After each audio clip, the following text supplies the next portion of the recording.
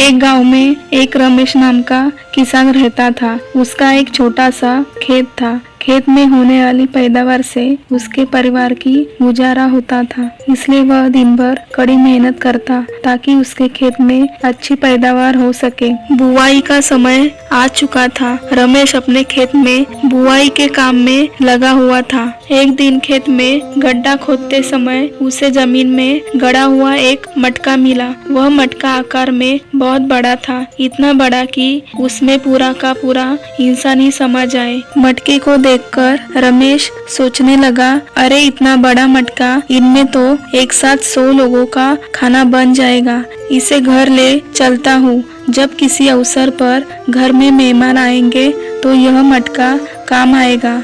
उसने मटके को जमीन से निकाला और खेत के किनारे लगे एक पेड़ के नीचे रख दिया। उसके बाद वह फिर से काम में जुट गया।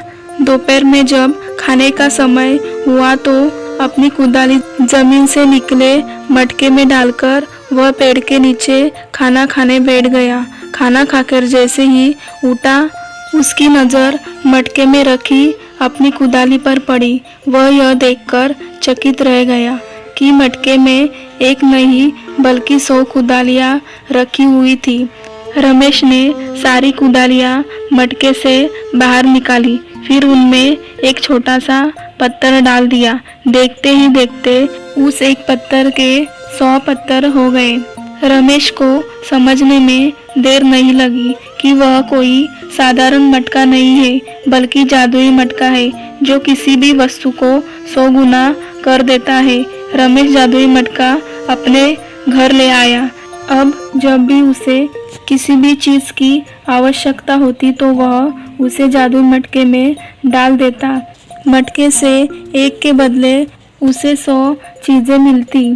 जादुई मटका हर चीज को 100 गुना कर देता था। फिर चाहे वो खाने की चीज हो, कपड़ा हो, सोने की सिक्के हो, रमेश को अब किसी चीज की कमी नहीं रही। वह दिन पर दिन धनवान होता गया। रमेश की समृद्धि की बात उस राज्य के राजा के पास पहुंची तो उसने इसका भेद जानने के लिए अपने गुप्तचरों को उसके घर भेजा। कई दिन रमेश के घर का चक्कर लगाने के बाद एक दिन गुप्तचरों को रमेश के जादुई मटके का भेद पता चल गया। उन्होंने यह भेद राजा को जाकर बताया। राजा लालची था। जादुई मटके के बारे में जानकर उसके मन में लालच आ गया।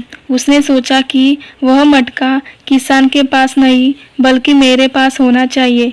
उसने तुरंत सैनिकों को आदेश देकर जादुई मटका अपने पास मंगवा लिया। जब सैनिक जादुई मटका लेकर राजा के पास पहुंचे तो रमेश भी पीछे पीछे वहां आ गया। राजा के पूछने पर रमेश ने उसे बता दिया कि वह मटका जादुई है और उसे वह मटका अपने खेत में मिला है।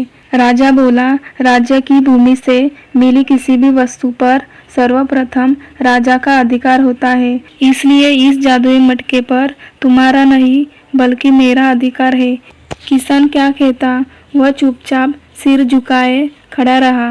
राजा जादुई मटके को पास से देखने के लिए अपने सिंहासन से उठा और मटके के पास जाकर उसे देखने लगा।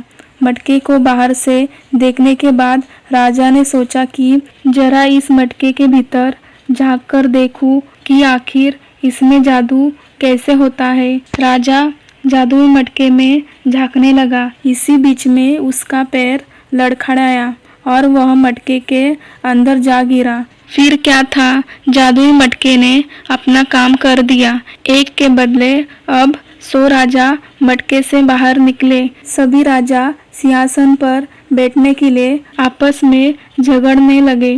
धीरे धीरे यह झगड़ा बढ़ता गया।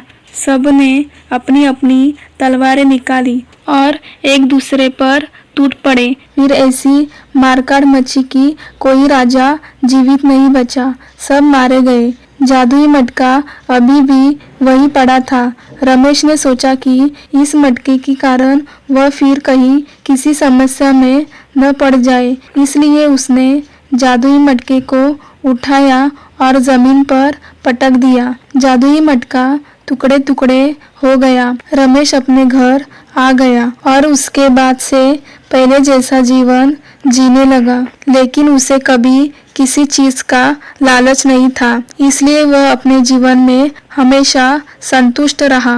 दोस्तों, लालच का फल बुरा होता है, इसलिए कभी भी लालच नहीं करना चाहिए। फ्रेंड, आपको यह कहानी पसंद आई हो तो जरूर कमेंट्स और सब्सक्राइब करना।